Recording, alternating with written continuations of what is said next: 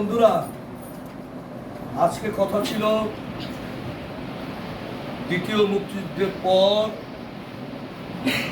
অত্যন্ত আনন্দ উৎসবের মধ্যে দিয়ে সারা বাংলাদেশে একটি র্যালির মিছিল এক বিন্দুতে তৈরি হবে। কিন্তু ভারত শ্রেষ্ঠ বন্যার কারণে এই শব্দটি এই কারণে বললাম, সকল বাঁধগুলি দিল্লিতে বসে বুবুজান পার্সু করে সকল বাঁধ খুলে দিয়ে আমাদের প্রায় 7 থেকে 8টি জেলাকে প্লাবিত করেছে। হঠাৎ বাঁধটি খুলে দেওয়ার কারণে আমাদের মধ্যে কোনো প্রস্তুতি ছিল না এবং বেশ মানুষ মারা গেছে, শহীদ হয়েছে। এটি আওয়ামী লীগের ইতিহাস। দেশে যখন ছিল তখনও হেফাজতে ইসলামের ওই রাতে হাজার খানেক কোরআনের পাখিকে গুলি করে হত্যা করেছে। সত্য কথা বলার কারণে আওয়ামী লীগের সমস্ত দুর্নীতির ডকুমেন্ট তৈরি করে বিশ্বের কাছে পাঠাবার প্রক্রিয়ার মধ্য দিয়ে যখন সামনে এগিয়ে গিয়েছে, বাংলাদেশের কলম্বীর সাগর এবং রুনি তাদেরকে হত্যা করা হয়েছে এবং মামলাটি এখনো কোন অবস্থায় আছে আমরা জানি না। নিশ্চয়ই এই সরকার তার বিচার করবে। হাজার হাজার কোটি টাকা লুট করেছে, মানুষকে পাখির মতো গুলি করে হত্যা করেছে এবং ইতিহাস বলে আমরা শুনেছি জেলখানায় নিজে ঢুকে ফাঁসি রেখেছে এবং জবাই করেছে। এ হলো বিকৃতি রুচির খুনি শেখ হাসিনা। প্রিয় ভাইরা, আমরা নাজিরপুরের নেতা কর্মীরা অনেক লাঞ্ছিত হয়েছি, অনেক কষ্ট করেছি, অনেক মামলা খেয়েছি। 1 বছর 11 দিন একজনে খেয়েছি।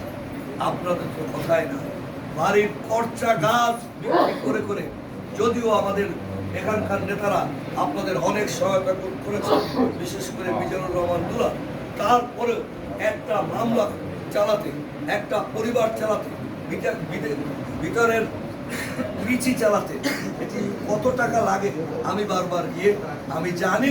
যেহেতু আমার আল্লাহ তাআলা তৌফিক দিয়েছে, আমার পরিবারের হয়তো কষ্ট হয়নি, কিন্তু মধ্যবিত্তের অনেক কষ্ট হয়েছে।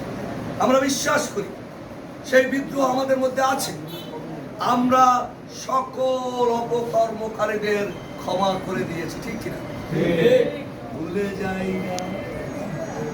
আমরা তো বলেছি ক্ষমা হলো প্রকাশ্যে, অর্থাৎ তারা আমাদের ঘর ভেঙেছে, আমরা তার ঘর ভাঙবো না, পাহারা দেব। তারা আমাকে অপমান করেছে, আমি তাকে সালাম দেব, কিন্তু তার বিরুদ্ধে মামলা করব না, আইনের আশ্রয় নেব না। এরকম ক্ষমা কিন্তু তারেক রহমান করে না। এই জায়গাটা আপনাদের বুঝতে হবে। পাশাপাশি যা বলেছি তা বুঝে নেবেন। আমাকে গতকাল বাংলাদেশের অন্যতম আমাদের স্থায়ী কমিটির সদস্য, শ্রদ্ধা এবং যার অনেক ধনী পরিবারের মানুষ হয়েও একটি মহল্লা যার পিতা সেটা মির্জা পরিবার, সেই মির্জা আব্বাস সাহেব আমাকে ফোন করেছিলেন, আমাকে কিছু নির্দেশনা দিয়েছে যা হাসান সহ এদের কাছে আমি শেয়ার করব। কিন্তু আপনাদেরকে বলি, আমরা খুব ভালো জায়গায় নাই। সকাল থেকে সকাল পর্যন্ত 5টা থেকে 5টা আমাদের বিরুদ্ধে ষড়যন্ত্র করছে। কখনো আনসারের নামে, কখনো রিক্সাওয়ালার নামে, কখনো ডাক্তারের নামে, কখনো চিকিৎসকের নামে, কখনো ইঞ্জিনিয়ারের নামে,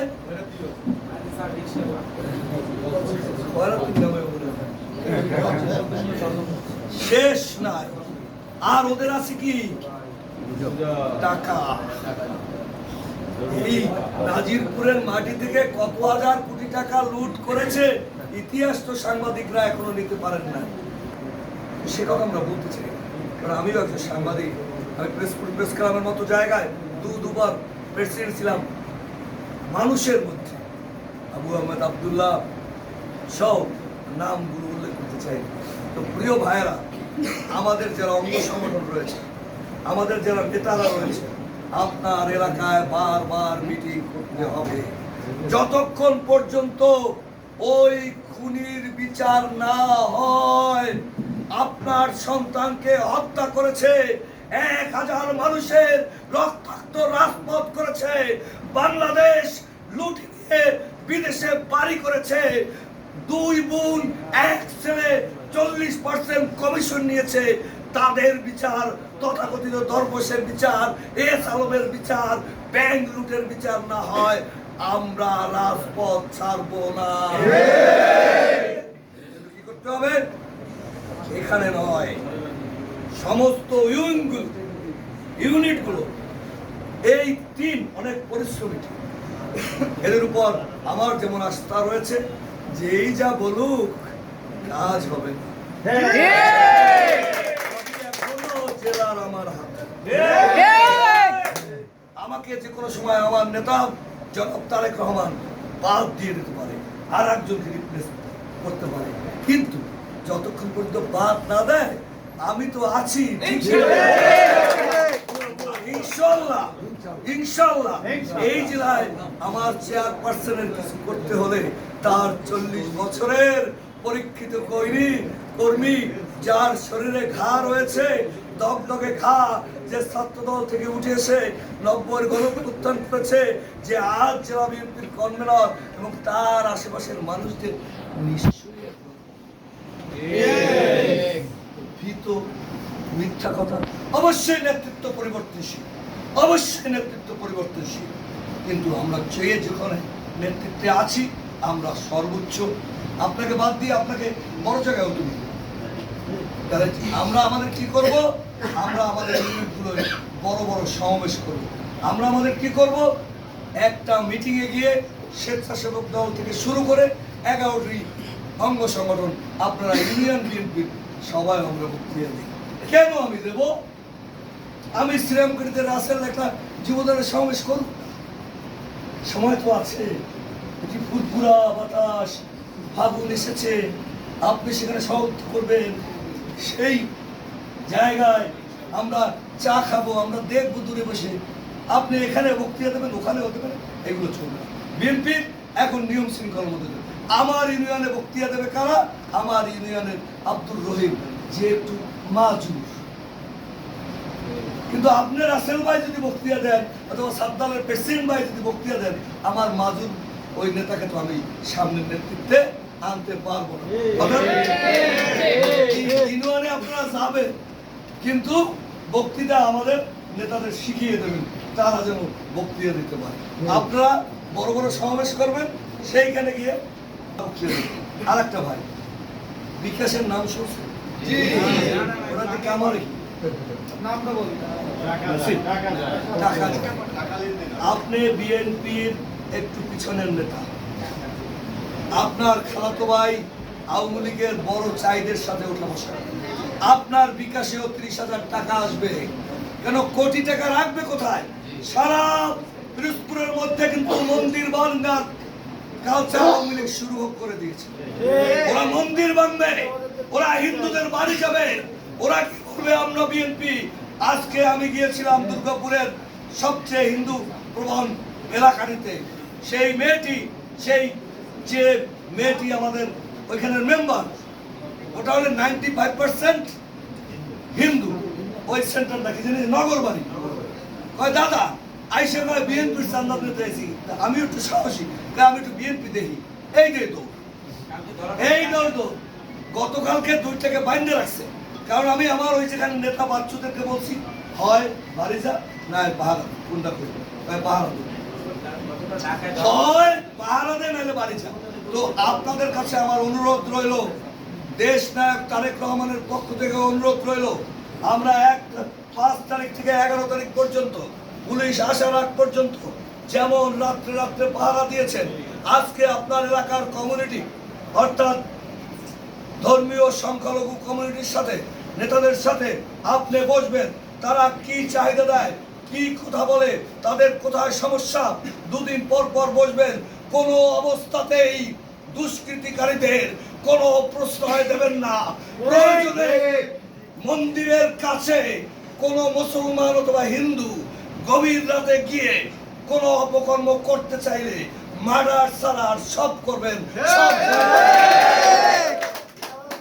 দেশটাকে ভারতের কলোনি বানাবার জন্য দিল্লি বসে ষড়যন্ত্র করছে, হাজার কোটি টাকার লেনদেন হচ্ছে। আমাদের দেশকে আবারও সেই পূর্বের অবস্থায় ফিরিয়ে নিয়ে যাবে। আবারও ৭৪-এর দুর্ভিক্ষের প্রলব্ধনি শোনা যায়। অর্থনীতি শেষ হয়ে গেছে, এই সময় আপনাকে আঘাত করবে আপনার দেশীয় লাঠি। বিসমিল্লাহ বলে কোরআনের ভাষায় আপনাকে কেউ লাঠি দিয়ে আঘাত করলে লাঠি দিয়ে প্রতিহত করে, ঠিক না? আপনি মুসলিম, আপনার পাশে অন্য ধর্মের দুর্বল মানুষগুলো থাকে, অন্য ধর্মের মানুষ বসবাস করে, ধর্মীয় সংখ্যালঘুরা বসবাস করে। আপনি তার ধর্ম হয়তো পালন করেন না, কিন্তু দূরে বসে দেখবেন তার ধর্ম পালন করতে কোনো মুসলমান, কোনো মানুষ যেন বাধা না দেয়, ঠিক কিনা? রসুলের শিক্ষা এটা কিনা বলেন? রসুলের শিক্ষা, তারপরে কোরআন মানি, রসুলের শিক্ষা মানি, তাহলে বাস্তবায়নে দোষ কোথায়? একটু ঘরে না ঘুমিয়ে ভাবি সাপড়ে চাল ভাজা বানাইয়া রাস্তায় রাস্তায় ওই হিন্দু একারা, মুসলমানরা একারা যাবেন না, হিন্দু কমিউনিটির ওই ভাইদের নিয়ে আপনারা রাস্তায় রাস্তায় পাহাড় দেবেন। বক্তৃতা একটাই, সমাবেশ করবেন। আপনারা এই পূজার আগে অনেক বেশি সমাবেশ করবেন, বেশি কথা বলবেন, এবং অঙ্গ সংগঠনের কাছে কেন্দ্রের আলোকে অনুরোধ রইল আপনারা সমাবেশের ব্যবস্থা করেন। এই হোক আজকের দিনের অঙ্গীকার। নিশ্চয়ই আমাদের সভাপতি কিছু বলবেন। ধন্যবাদ।